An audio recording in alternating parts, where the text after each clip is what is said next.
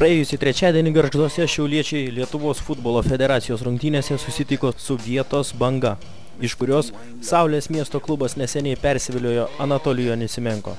Abiem komandom rungtynės buvo svarbios, tačiau pirmasis kėlinys buvo nuobodokas.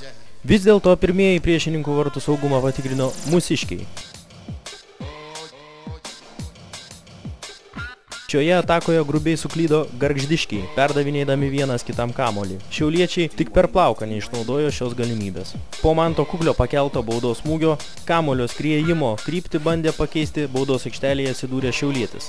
Tačiau jam šis bandymas buvo nesėkmingas. Jau kitoje aikštės pusėje pirmasis bangiškių išpuolis prie Šiaulių komandos vartų. Tik per plauką, ne įvartis. Namuose žaidusi komanda nesiruošė lengvai pasiduoti šiauliečiams ir surengė dar vieną beveik tikslę ataką. Tiksliai sureagavo mūsų vartininkas. Pirmasis kėlinys baigėsi lygiosiomis, tačiau antrasis prasidėjo itin rezultatyviai. Pirmieji jau trečią antro kėlinio minutę pasižymėjo šiauliškiai. Po tikslaus Vaido Šilėno perdavimo pirmąjį įvartį sezone įmušė Viktoras Raskovas. Ir nors Šiauliams buvo dėl ko džiaugtis, o Bangai dėl ko liūdėti, tačiau žaidimas tęsėsi.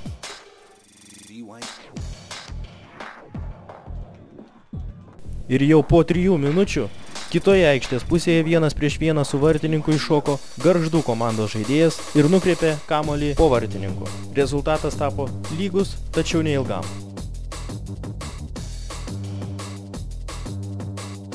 Dar po 2 minučių krito trečiasis rungtynių ir antrasis Šiaulių komandos įvartis. Vėl ta pati sistema. Perdavimas iš kairiosios aikštės pusės į baudos aikštelę, kur atsiranda ne vienas šiaulietis. Šį kartą kamuolys pasiekė Šiaulių komandos saugą, Mindaugą Lukoševičių.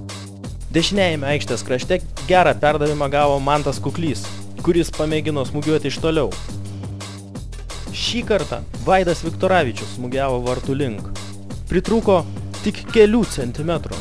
Rungtynėms artėjant į pabaigą pralaiminėjančiai komandai pradėjo perdegti nervinės ląstelės ir jie pradėjo grubiai prasiženginėti. Pirmasis iš aikštės išvytas saugas, Rimvydas Grudys.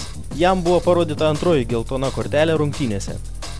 26 metų žaidėjas dar bandė ginčyti su teisėju, tačiau jo ginčiai buvo beprasmiai. Žaidėjui teko palikti aikštę. Šiaulių ataka, kuri baigėsi beveik neprasidėjusi. Ją nutraukė šoninis teisėjas, skelbdamas nuošalę. Po 11 minučių, 83-ąją, pašalintas antrasis Bangos žaidėjas. 18-metis Karolis Urbaitis tiesiog nukirto šiaulietį, kurį bandė blokuoti. Itin grubę pražangą teisėjas taip pat įvertino griežtai. Raudona kortelė. Likus žaisti 7 minutės plus kiek pridės teisėjas, Banga liko 9. Tačiau Šiauliai šios progos dar labiau padidinti rezultatą neišnaudojo.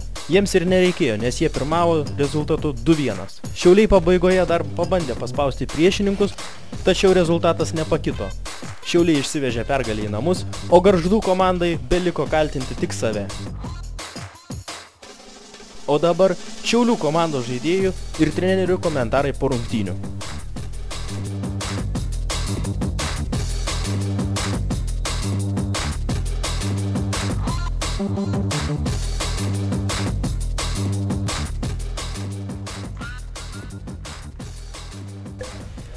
Taigi, Deivi, gal pirmiausia jūsų komentaras apie dar vienas Lietuvos futbolo federacijos taurės rungtynes su pirmosios lygos klubu.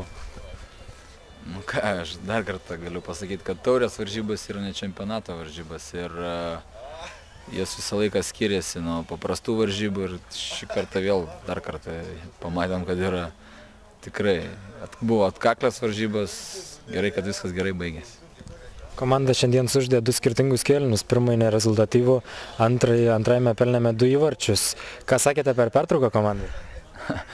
Ne, truputį pakoregavom, nes pirmą kėlinį pamatėm, kad mes negalime žaisti savo žaidimo, dėl to, kad ir aikštės kokybė šiek tiek blogesnė buvo ir varžovai žaidė, buvo galbūt išstudijavę mūsų žaidimą, žaidė kibiai ir agresyviai. Pakeitėm savo taktiką truputį, gerai, kad viskas pasiteisino ir pagaliau įmušom 2 įvarčius po 5 rungtynių. Tai džiugu, kad bent jau 2 įvarčiai ir pergalė, tai yra gerai.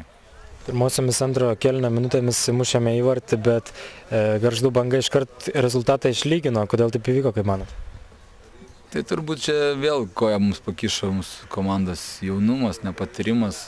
Šiandien nerungtyniavo Deividas Lunskis, kuris traumuotas ir ko gero nerungtynės iki sezono pabaigos, tai čia tai galiu paaiškinti jaunumų ir nepatyrimų, kad įmušus įvartį iškart nespėjom susigrupuoti ir vėl gaunam įvartį iš tokių klaidų, kurių tikrai neturėtumėm daryti tokių klaidų. Taigi Mindaugui dar vienos sudėtingos varžybos su pirmosios lygos klubu, nes ir pirmos su Vilniumi buvo sudėtingos.